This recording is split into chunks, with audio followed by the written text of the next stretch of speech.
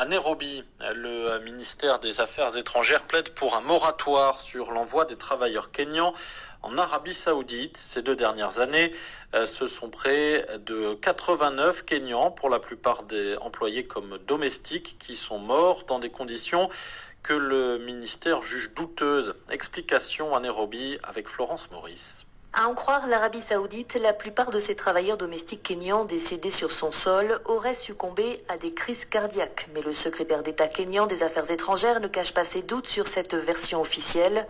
Auditionné devant des députés la semaine dernière, Macharia Kamau a qualifié ces décès de douteux. Il n'est pas possible que toutes ces personnes jeunes meurent de crise cardiaque, a-t-il déclaré.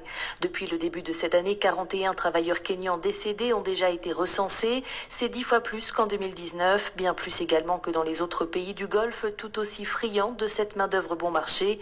Le secrétaire d'État kényan plaide donc pour que Nairobi impose un moratoire sur l'envoi de ces travailleurs domestiques à Riyad, tant que l'Arabie Saoudite ne s'engage pas à prendre des mesures pour garantir leur sécurité.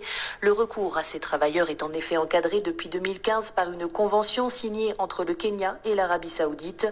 Elle prévoit notamment que les agences de recrutement soumettent au préalable les contrats de ces travailleurs au ministère kényan du Travail. Un garde-fou visiblement pas suffisant, d'autant que de nombreuses agences opèrent sans être enregistrées, échappant ainsi à tout contrôle des autorités. Veuillez vous abonner à votre chaîne YouTube Zoom et Focus, pour être le premier à recevoir nos nouvelles vidéos. Merci.